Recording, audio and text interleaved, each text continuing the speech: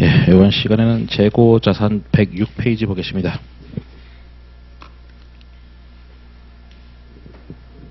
그래서 이제 먼저 말쪽인데 취득원가. 취득원가 뜻을 모르는 사람 없죠. 자산 취득할 때 발생한 금액, 자산 취득 시 금액인데 자산가액이겠죠.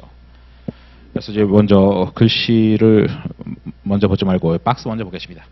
매입 원가는 이제 상품 구입가, 유통업종 얘기고, 여기 있는 전환 원가는 이제 제조업 쪽에서 우리가 원가 관리를 그래도 아마도 1회도 하셨겠죠. 적어도. 그래서 전환 원가가 이제 원가 관리 등장 다를 텐데 그 두 개 나눠서 먼저 보자. 박스부터. 그래서 이제 매입가, 상품 구입가 너무나 당연한 것이고, 그다음 취득 부대비용 자산이겠죠. 각종 취득 부대비용을 외우실 필요 없잖아요. 우리가 뭐 기본 중에 기본일 텐데 모르는 사람이 있을래나 여기가 자산 취득이다. 이때 발생한 비용이 취득 부대비용이고 원칙은 자산이다. 예외는 비용이다. 논리는 자산 취득할 때 필수적으로 발생한 지출액, 그 비용은 자산 깔기의 일부다. 건물 10억 주고 샀는데 취득세가 1억이다. 방금도 제가 5분 전에 세금 관련해서 또 뭐 전화해가지고 정신이 하나도 없는데, 정말 세금이 제일 짜증나. 자산 취득할 때 필수적인 지출액, 자산이다. 취득세 같은 건 자산가액이다. 그래서 뭐 그런 거죠. 취득세 안 내면 자산 취득이 완료 안 된다 이런 얘기고, 그 다음에 뭐 재산세 같은 거, 비용은 원래대로 당연히 비용이다. 왜? 그냥 비용이니까 비용이지라는 것이고, 여기가 특이한 거죠. 그 예외로 가는 거는 자산 취득할 때 필수가 아닌 비용들, 그런 것들은 이제 비용이 되는 것이고, 이따가 또 쭉 보겠죠. 그러면서 이 자산 취득의 또 정확한 의미를 아셔야 될 텐데, 지금 우리가 재고를 공부하고 있고, 그 다음 주제가 유형자산, 그리고 그 다음 주제가 이제 무형자산이 될 텐데, 그래서 이 취득이 정확하게 뭐냐? 재고는 판매 목적이기 때문에 이제 판매 가능 상태가 되면 취득이 완료됐다.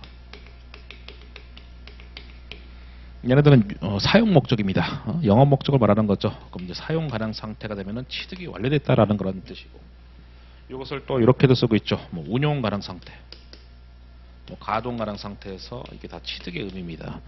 그래서 이따가 나중에 또 나오면은 그때 가서 필기 다시 한번 해드릴 텐데, 그래서 판매 가능 상태까지 지출액은 다 자산이다.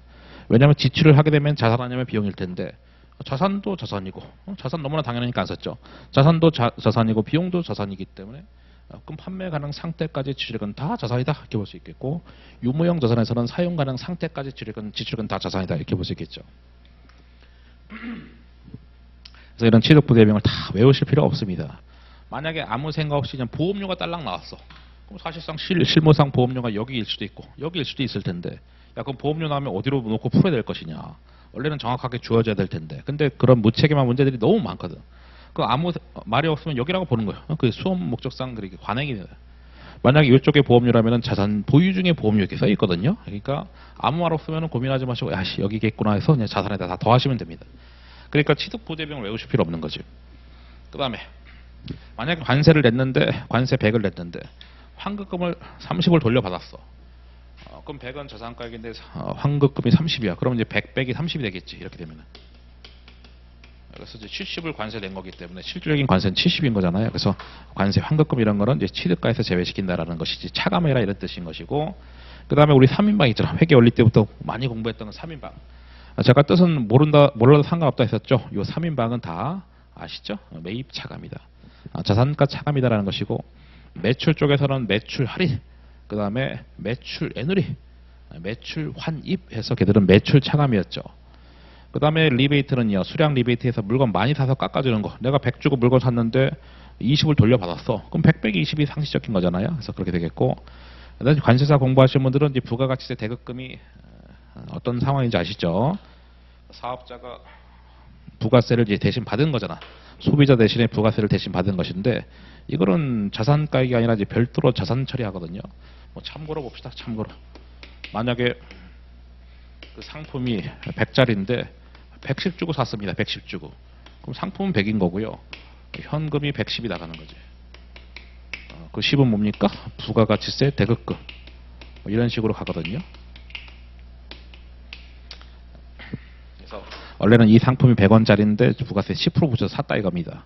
그래서 현금 110원 나가고 상품 100원이고 요거는 내가 돌려받을 나중에 이제 돌려받을 세금인 거거든요. 그래서 대신 지급한 돈이고 나중에 돌려받을 세금입니다. 아무튼 그놈은 상품가 매입자가에서는 제외가 된다. 뭐 이런 얘기입니다.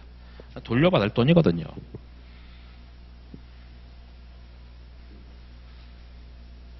됐고, 그 다음에 역시 박스부터 본다 했는데 역시 원가 관리를 아마도 공부하셨을 확률이 높을 텐데 우리가 직접 재료비, 직접 노비, 제조간접비가 제조원가 3요소잖아요.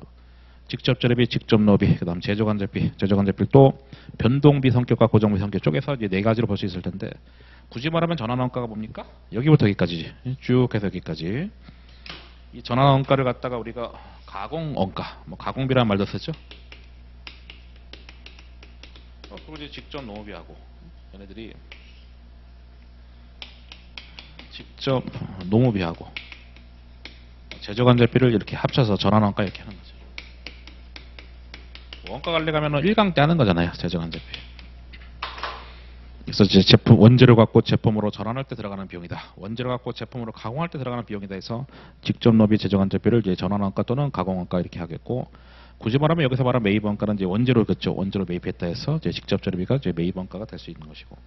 하여튼 뭐 제조원가 다 합쳐서 우리가 그래봤자 제품이라는 하나의 단어 쓰는 거지. 제품 다 합쳐가지고.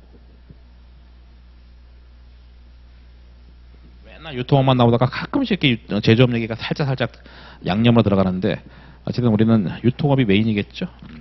그걸 이제 문장으로 보면 이렇게 되겠죠.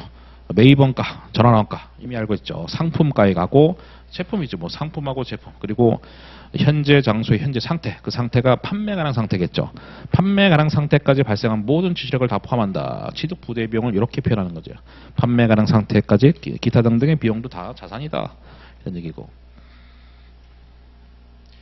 심화 역시 뭐 기본 소양 없지만은 또 우리가 어렵게 말문제 냈을 때 이런 거 낼 수 있으니까 요약서에 있는 그런 것들이 몇 가지가 가끔씩 등장하죠. 기본세 없는 겁니다. 변동 제조간접비는 어떻게 배분할 것이냐. 뭐 포인트에다가 뭐 노란색 다 칠해놨으니까 그거만 보시면 돼.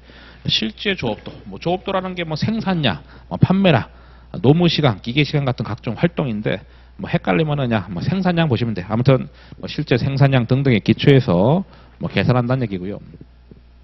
고정 제조간접비는 뭐 정상 조업도가 우리가 기준 조업도입니다. 뭐 예상 조업도요. 예상 조업도, 뭐 예상 조업도에 기초해서 원가 계산하는 것이고.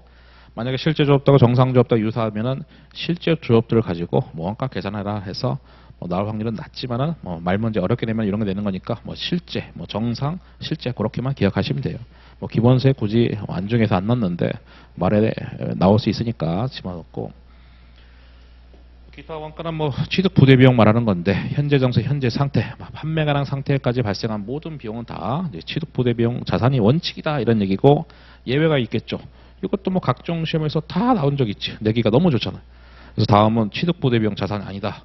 아까 말했지만은 자산이 원칙인데 예외는 비용이다 했는데 뭐 직접 재료비, 노무비, 기타 제조 원가 중에서 비정산 다 뭔가 부정적인 단어가 다 있잖아요. 뭐 낭비, 뭐 필요한 경우 이외, 뭐 기여하지 않는, 뭐 4번은 뭐 대놓고 판매비와 관리비니까 판관비 비용인데 뭐 이런 뉘앙스 갖고 야 뭐 뭔가 자산 아닌 것 같다 이런 느낌은 있잖아요. 아까 제가 말했듯이 자산 취득할 때 필수적으로 발생한 비용만 자산이고 필수적이지 않은 비용은 비용이기 때문에 쓸데없이 낭비된 비용이다. 보관 비용이 필요한 경우 이외에 발생하는 쓸데없는 보관 비용, 현재 장소, 현재 상태에 기여하지 않는 다시 말하면 자산 취득하고는 무관한 자산 취득과 무관한 각종 비용들 이런 뉘앙스 갖고 이제 푸시면 돼요. 뭐 각종 시험에서 다 나온 적이 있었고. 용역 제공기업 이거는 이제 시험에 안 낸다고 봐야죠. 서비스업입니다.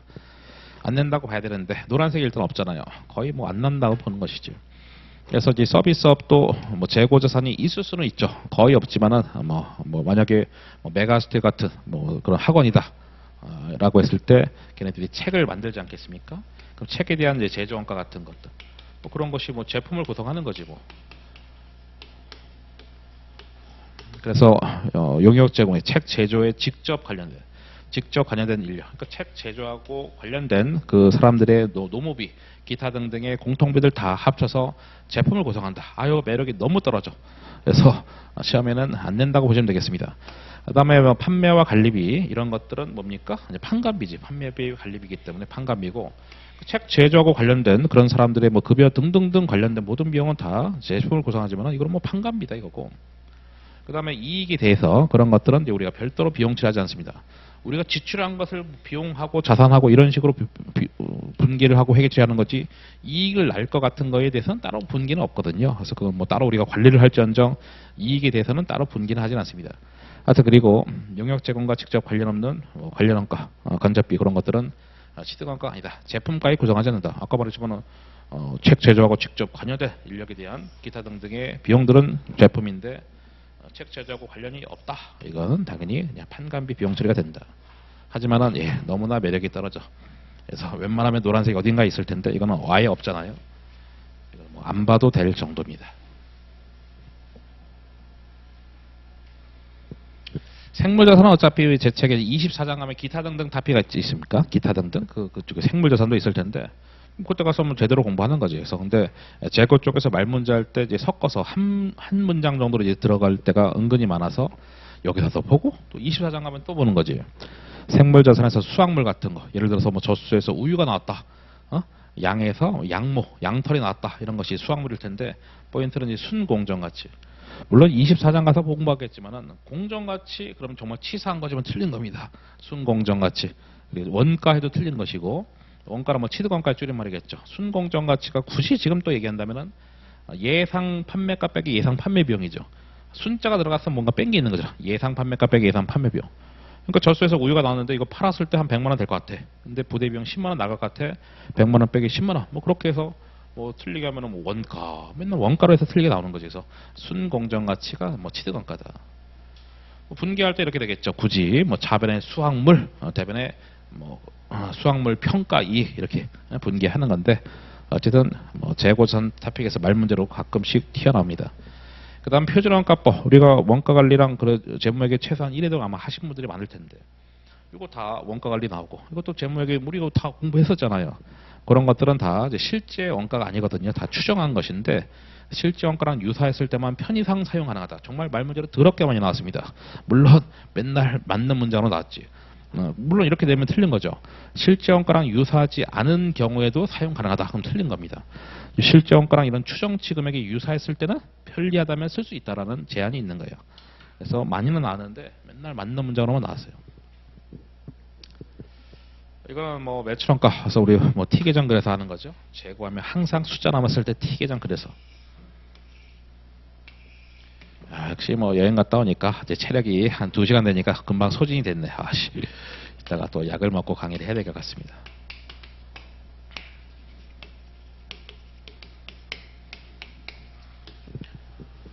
이렇게 해가지고 뭐 포인트는 매입 쪽입니다. 여기가 매입이죠. 여기가 포인트죠. 뭐 덕지 더하기 빼기가 많잖아요. 기초는 뭐 첫 줄에 있는 20만 원 됐고, 그 다음에 저쪽 맨 뒤에 기말 얘들은 뭐 메인이 아니고. 매출원가는 구하고자 했으니까 역시나 주인공은 매입이다. 우리 아까 박스로 다 공부했던 걸 실제로 풀고 있죠. 여기다가 뭐 더하기 빼기 해봅시다. 뭐 매입에다가 말했잖아요. 보험료인데 이게 자산 취득 시의 보험료다라고 놓고 푸는 거라고. 그래서 이쪽에 보험료라면 취득 이후에 보험료 하면은 걔는 판관비 비용이니까 무시. 근데 아무 말 없으면 그냥 여기라고요. 더한다. 각종 비용이 있으면 다 더하시면 됩니다. 그 3인방 있잖아. 3인방 뜻은 뭐라도 상관없어요. 3인방 다 빼는 것이다. 관세 더하고 그 중에서 다시 돌려받은 거는 다시 뺀다 이거죠. 5만 원 관세 냈는데 그중에 3만 원 돌려받았대. 그럼 실제 관세 부담한 건 2만 원이기 때문에 5만 원 더하고 3만 원 뺀다. 취득 부대별 대표적인 거 매입 운임비 있고 판매 운임비. 가끔 질문하는데 걔는 들어갈 자리가 없어. 걔는 판관비. 판관비는 여기 들어갈 자리가 없잖아. 판관비. 판매할 때 발생한 운임비. 이거는 취득 부대별인 거고. 그 다음 매출도 들어갈 자리가 당연히 없지. 리베이트.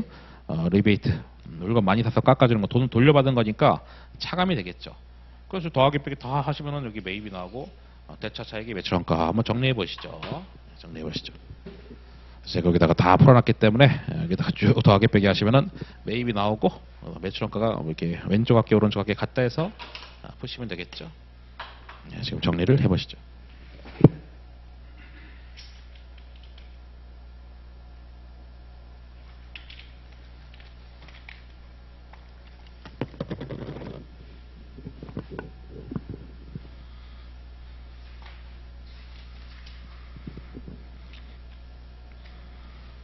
뭐 왼쪽 학기 오른쪽 학기 같은데 여기 합계가 223만 5천 원 나오고 해서 하시면 다 할 수 있습니다.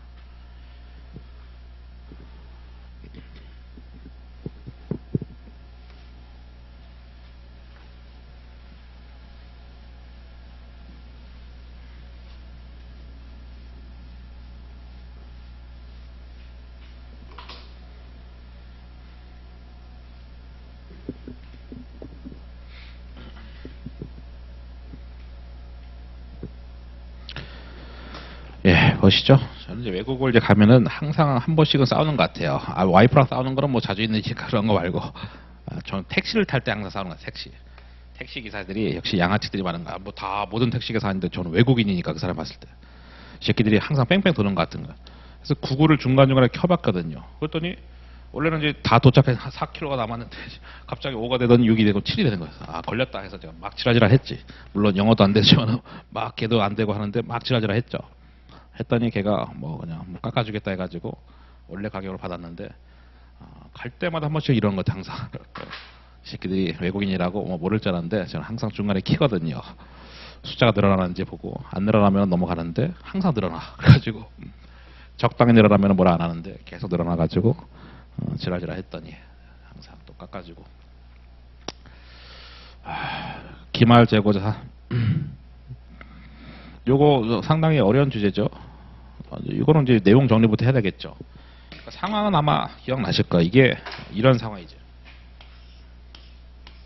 뭐 기초, 매입, 뭐 재고는 맨날 이거죠. 뭐 매출원가. 그래서 여기가 주인공이죠. 기말 재고. 야, BS의 기말 재고 얼마냐? 여기가 이제 퀘스천이 되는 거죠. 그래서 항상 주어지는 게 이제 실사 금액이 주어집니다. 당연히 주어지지. 주어짐. 여기다가 이제 더하기 빼기를 하는데, 더하기 하는 거는 뭐고 이제 빼기는 뭐냐? 더하기는 이거죠. 뭐 창고에 없는데 내 재고다. 창고에는 없는데 내 재고가 맞다. 그럼 더하는 거죠. 그러니까 예를 들어서 내가 물건 샀는데 지금 내 창고에 없어. 그럼 더해야 되겠죠. 마이너스라는 거는 시험에 잘 안 나오지만 창고에 있는데 내 재고 아니야. 내가 갖고 있는데 내 게 아니야. 잠깐 보관하고 있는 거야. 뭐 그런 거는 이제 빼기가 되겠죠. 그렇게 해서 계산하는 거지. 그래서 만약에 이것이 뭐 100이고 뭐 400인데 이렇게 막 계산했더니 300이 나왔어. 요 자체가 시험 문제. 또 하나가 여기도 이제 시험에 낼 수 있겠죠. 여기 얼마 계십니까? 얼마야? 200. 이렇게 해서 500이니까 500 내는. 이렇게 해서 얘를 내거나 아니면은 매출원가를 내거나. 물론 매출원가를 낸다는 것은 얘네들이 이제 주어졌을 때 매출원가 내는 것이고, 안 주어지면은 이걸 내는 거지. 그래서 그런 상황이다. 정리를 해보겠습니다.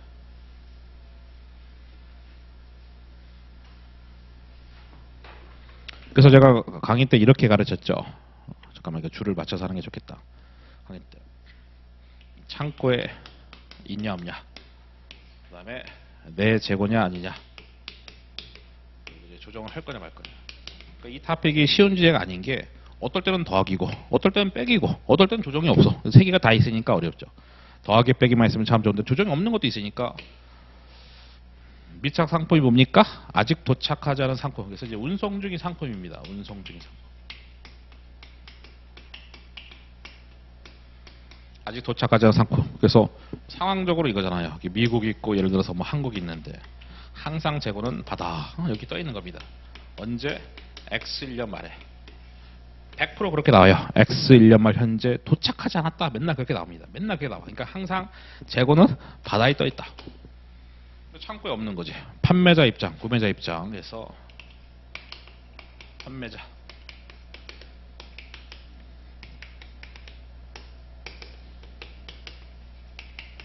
다 창고에 없습니다. 왜냐면 판매자든 구매자든 다 지금 바다에 있기 때문에 우리 지금 한국 사람인데 판매자든 구매자든 다 재고에 없다 이겁니다. 됐죠? 그래서 내 재고인지 아닌지 봐야 되는데, 선적지 인도 조건, 도착지 인도 조건. 선적한 순간, 그러니까 배에다가 실는 순간 소유권 넘어간다. 또는 배에다가 실는 순간 매출이다 이런 얘기죠. 뭐 그게 그거지 뭐. 도착지 인도 조건은 도착을 해야 소유권 넘어간다. 도착을 해야 매출이다. 뭐 이런 얘기죠. 판매자 입장에서. 그러면은 하나씩 봅시다. 선적지 인도 조건의 판매자야. 야, 선적한 순간 소유권 넘어간다. 선적한 순간 판매한 거야. 선적을 했잖아요.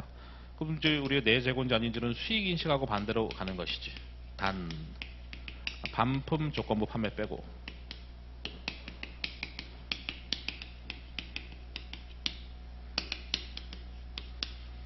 반품 조건 판매를 제외하고는 전부 다 내 재고인지 아닌지 수익 인식하고는 반대로 간다. 왜냐면 내가 판매자야. 물건을 팔면 매출이죠. 그러면 매출이니까 내 재고 아닌 거지. 내가 물건 안 팔면 매출이 아니기 때문에 아직은 내 재고다. 그래서 반품 조건 판매는 우리가 아까 좀 전에 배웠기 때문에 아실 텐데 분기상으로 이건 좀 이따 얘기하고 지금 할 얘기는 아니기 때문에 아무튼 내 재고인지 아닌지 수익하고 반대로 간다 이겁니다. 그러면은 선적한 순간 판매한 거야. 그럼 선적했으니까 판매했잖아요. 매출 인식했으니까 내 재고가 아니죠. 매출 인식했으니까 내 재고 아니고 조정사항이 없다. 구매자는 선적을 한 순간 소유권이 내 거야. 그러니까 내 재고가 맞다. 창고 없는데 내 거야. 그럼 더하기가 되겠죠. 이렇게 되면 역시 도착지 늘건. 도착을 해야 판매한 거야. 도착을 아직 안 했잖아요. 도착을 했으니까 아직은 수익 인식이 아니고 수익 인식 아니니까 아직은 내 재고다 이겁니다. 그럼 더 해야 되겠죠. 구매자 입장. 도착을 해야 구매자 거다. 도착하지 않았으니까 아직은 내 게 아니다. 똑같으니까 조정사항 없다 이겁니다. 이렇게. 웬만하면 다 창고에 없는 겁니다. 거의 다 그래. 거의 다. 다는 아닌데 거의 90% 이상은 창고에 다 없고 결국 내 재고인지 아닌지에 따라서 조정을 할 거냐 말 거냐가 결정이 나는 건데 요거 빼고는 반품 빼고는 다 수익하고 반대로 생각하시면 되겠고 얘는 언제 등장합니까? 위탁 판매할 때. 우리 아까 좀 전에 배웠던 거죠. 위탁 판매 시. 얘는 수탁 판매. 아니, 수탁 판매란다. 미쳤네. 수탁 판매가 어디 있어? 감을 잃었구나. 시용 판매 시. 수탁 판매는 이 세상에 없습니다. 위탁 판매. 위탁 판매 이거잖아. 위탁자, 수탁자 있고 여기 소비자가 있고. 아시죠? 언제 위탁자는 수익 인식하냐? 수익자가 제3자한테 팔았을 때, 제3자한테 팔았을 때 위탁자가 수익 인식한다 이거잖아요. 그래서 수탁자가 팔았냐 안 팔았냐에 따라서 이제 갈리는데 수탁자가 팔았다. 이거 써 있으니까 그대로 쓰겠습니다. 수탁자가 아직 안 팔았어. 그러니까 상황 자체는 지금 창고에 다 없어요. 거의 다 없습니다. 왜냐하면 지금 위탁자의 수탁자한테 맡겼기 때문에 지금 위탁자의 창고에 당연히 없는 거예요. 거의 다 그렇습니다. 그 수탁자가 팔아야 수익 인식하는데 수탁자가 안 팔았으니까 수익 인식 아니고 수익 인식 아니니까 아직은 내 재고다. 그래서 더하기. 수탁자가 안 팔았으니까 수익 인식이 아니고 수탁자가 팔았으니까 수익 인식이고 수익 인식이니까 내 재고가 아니고 조정사항 없다. 이렇게 얘기했죠. 그 다음에 시용 판매가 이제 시범적으로 한번 사용해보고 이런 거잖아요. 시성품이 한번 써보시고 괜찮으면 연락 주세요 이런 것인데 그래서 구매 의사를 표시할 때 수익 인식한다는 거잖아요. 제가 뭐 화장품 방문 판매 같은 거를 예를 들어서 설명드렸었을 텐데 한번 써보시고 괜찮으면 연락 주세요. 소비자가 딱 화장품 썼는데 괜찮대. 연락을 딱 줬어. 화장품 회사한테. 그 구매 의사를 표시해서 어쨌든 화장품 회사 입장에서는 지금 내 손을 떠났으니까 창고에 다 없습니다. 구매 의사를 표시하면 수익 인식이 했고 수익 인식 했으니까 내 재고가 아니고 조정사항 없다. 구매 의사 표시 안 했으니까 수익 인식 아니고 아직은 내 재고다. 더하기가 된다. 라고 했었죠. 그건 제가 뭐라고 말도 안 되는 요령을 설명했냐면 세 가지 케이스가 그런 건데 위탁 판매, 시용 판매 그리고 아직 안 배운 그 한 가지가 뒷페이지 있을 텐데 걔네들은 부정적인 단어 있으면 더한다. 이런 말도 안 되는 요령을 알려드렸어요. 부정적인 단어. 구매 의사 표시 안 했다. 부정적인 단어. 긍정적인 단어는 조정사항 없고 부정적인 단어는 더한다. 알면은 조금이라도 빨라지겠지. 이것도 부정적인 단어 있으면은 더한다. 이런 식으로 말도 안 되는 요령을 설명드렸고 긍정적인 단어는 조정사항 없다. 이런 식으로 설명했습니다.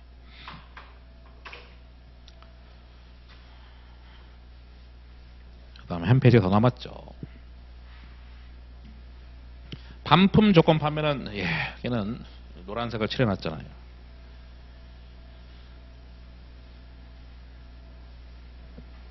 이것도 상황이 내가 물건 팔았어. 당연히 판매자 입장에서 창고에 없습니다. 내 재고가 아니다. 조정사항 없다. 이거는 이제 분기상으로 그렇다는 거예요. 분기상으로. 반품을 해서 예측 가능할 때 차별의 현금 여기다가 매출한 다음에 매출 원가했고 재고조사 날렸잖아요. 재고조사 날렸잖아. 내 재고 아니라고. 반품 가능성 예측이 안 됐을 때 현금하고 여기다가 환불 부채 이렇게 했었고 여기 반환 제품 회수권하고 재고 자산이었거든요. 그러니까 역시나 재고 자산 아닌 거는 공통이다 이겁니다. 그러니까 이거는 조정사항 없는 거예요.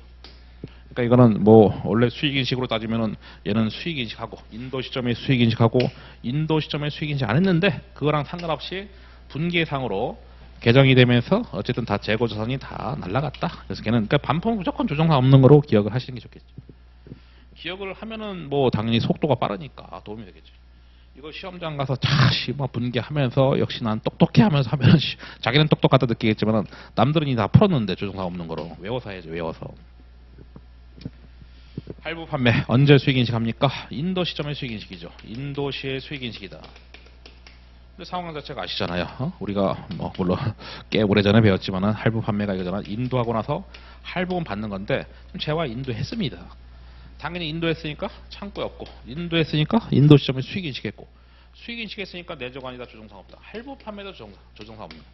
그러니까 이것도 공부 많이 한 사람들은 물론 한 5회독에서 10회독 이상이겠죠. 많이 한 사람들은 다 외워버리는 거야 나중에. 할부 판매 무조건 조정상 없어. 반품 무조건 조정상 없어. 할부 판매도요 막 이렇게 나옵니다. 예를 들어서 무슨 뭐 회수를 했다 안 했다 그게 나와. 할부 대금을 회수했다 회수를 못했다 나오는데 이 데이터는 아예 쓰잘데기 없는 데이터예요. 왜냐면 기본적으로 이제 수익인식하고는 내재고 반대로 가는데 우리가 현금주의가 아니잖아. 수익인식 그죠? 발생주의기 때문에 이거 전혀 상관없는 정보예요. 할부 대금을 뭐 30% 받았네, 뭐 70% 못 받았네 다 필요 없는 정보라고. 걔하고 수익하고는 관련이 없으니까, 현금하고 관련 없으니까 이런 페이크 자료예요. 그냥 할부 판매는 무조건 조정상 없다. 반품 조건 판매 무조건 조정상 없다. 항상 언제나 그렇습니다.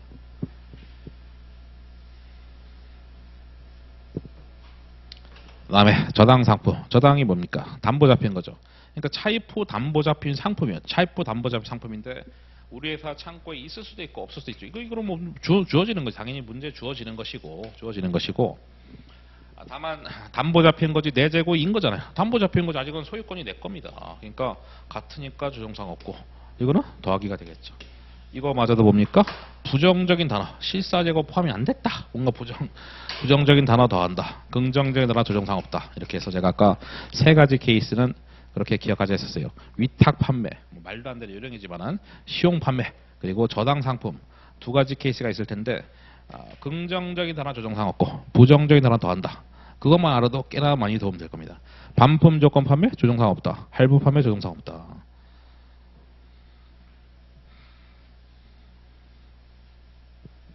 외우라기보다는 이제 나중에 공부 많이 하면은 자연스럽게 외워져요. 그리고 외우면은 또 빨라질 거니까 하여튼 뭐 이렇게 해서 알아서 하시면 되겠습니다. 그래서 이제 보통 문제가 한 3개에서 한 4개 정도 나오죠. 정말 죽어봐라 하면 5개까지 나오는데 이렇게 뭐 8개까지는 안 나오고 이제 공부하려고 만든 예제니까 빡신 거고 실제로는 뭐 3개, 4개, 뭐 최대치로 한 5개까지 나옵니다. 조정상이. 그래서 뭐 항상 그렇잖아. 실사금액이 주어지고 여기다 더하기 빼기 하면 되는 건데 해봅시다. 뭐 창고에 있냐 없냐. 뭐 대부분은 창고에 없습니다.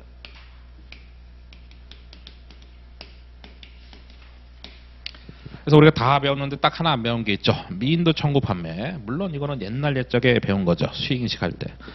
그래서 이제 상황이 이거잖아. 내가 판매자인데 구매자한테 이제 팔았습니다. 팔면서 이제 청구까지 된 거지. 쉽게 말하면 이제 소유권이 넘어갔어요. 근데 나중에 인도가 되는 상황이 구매자가 떼쓰는 거지. 구매자가 야 제발요 물건 좀 나중에 달라.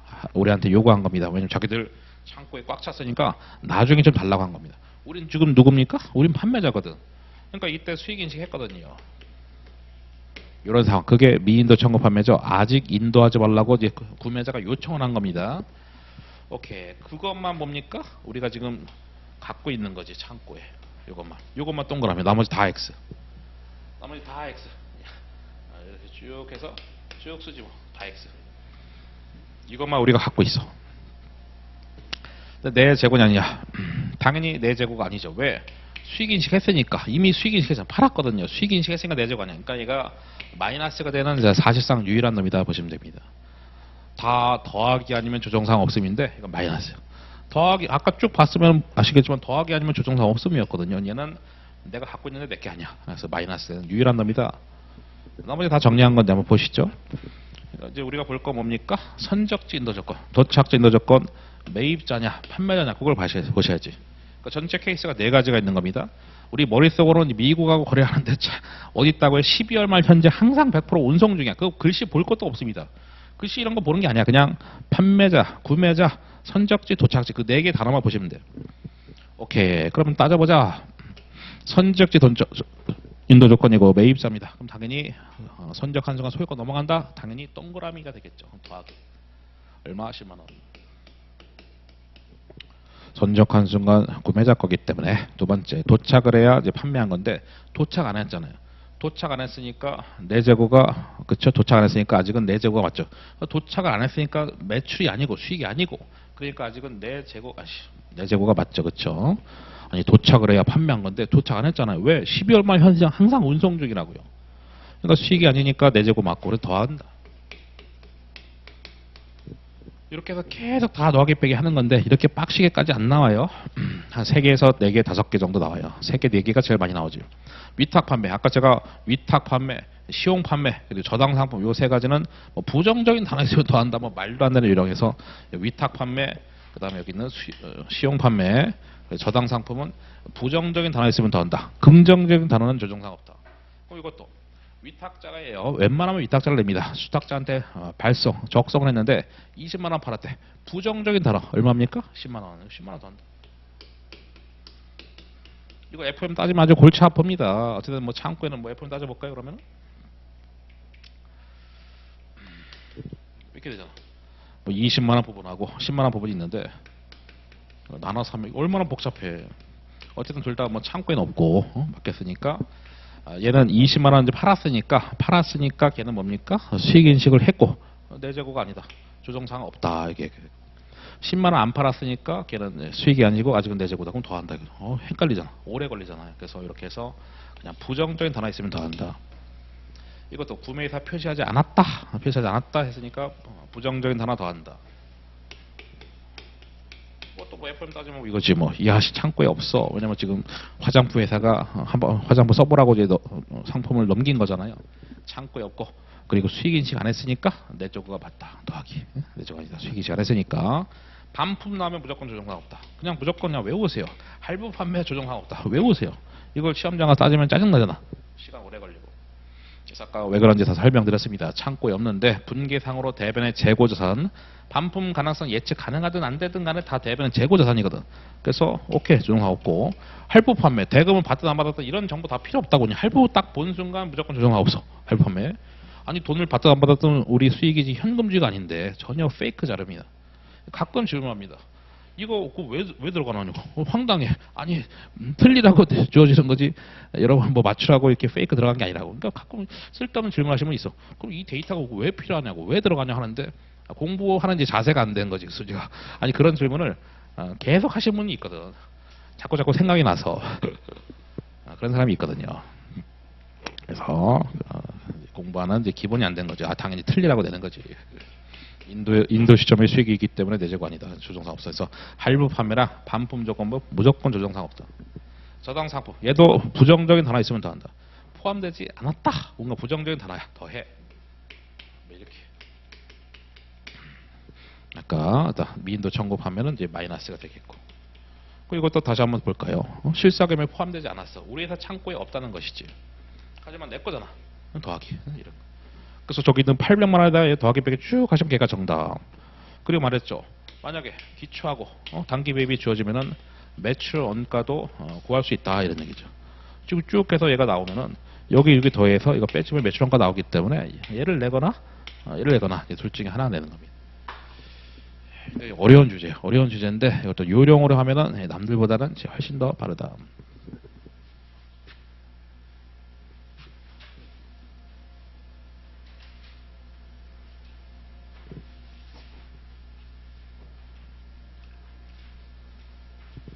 그 다음에 수량 결정. 잠깐만요. 저 시계가 맞겠지. 옛날엔 다 시계를 차고 다녔는데 어느 순간 되니까 모든 게 다 만사가 귀찮아져서 시계를 찰 힘도 없어. 그래서 안 차는데 시계가 조금 안 맞네. 잠깐만요. 요거 하고 이제 식사를 하면 될 것 같습니다. 재고 자산의 수량 결정. 이거는 뭐 만만하죠. 뭐 만만합니다.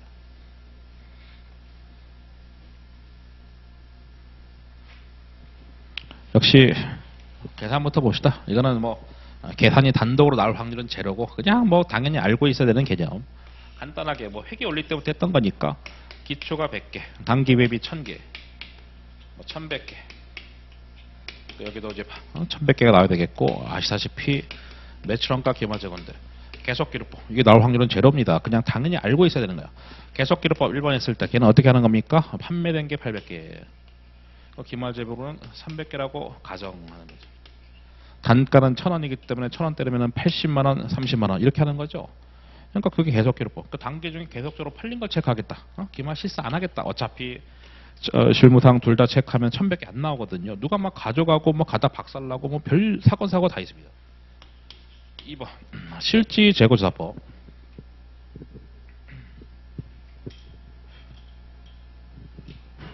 실지재고조사법은 뭡니까? 정확하게 반대해서 걔는 창고 실습하는 겁니다. 야, 창고 실사했던 250개래. 실제로 창고에서 생 거지. 그럼 나머지 850개라고 가정하는 거지. 어쨌든 한 놈만 팔겠다. 한 놈만. 그래서 이거는 팔린 것만 체크하겠다. 이거는 창고 실수하겠다. 단가 1,000원 때리면 85만 원, 25만 원. 그 다음에 세 번째 혼합법 또는 병행법은 야, 우리 회사는 꼼꼼한 회사야. 둘 다 체크할 거야. 팔린 거 800개. 그리고 창고 셌더니 250개. 그럼 당연히 어김없이 안 맞지. 1,100개 안 나옵니다. 그럼 50개는 어디 갔냐? 이게 이제 감모 수량이고요. 여기다 단가를 1,000원 때리면은 그것이 재고자산 감모 손실이죠. 그래서 뭐 다음 시간에 이제 본격적으로 하겠지만은 그래도 써드린다면은 어차피 다음 시간에 다시 하겠지만은 장부상 수량 빼기 이제 실제 수량 뭐 물론 이제 기말 창고 실제 수량 말하는 겁니다. 거기다가 이제 단위당 원가지. 원가는 뭐 취득 원가인 거고요. 그래서 이게 재고자산 감모 손실이고 걔는 비용인데 어차피 뭐 감모 손실, 평가 손실은 이 다음 시간에 우리가 본격적으로 할 거고 장부상 수량이 이제 팔리고 남아 있어야 되는 기말재고 수량. 단기 중에 팔린 게 800개니까 장부상 수량은 기말재고 수량은 300개거든. 근데 실제 창고 까봤더니 250개야. 그 차이 나는 게 여기가 감모 수량이고.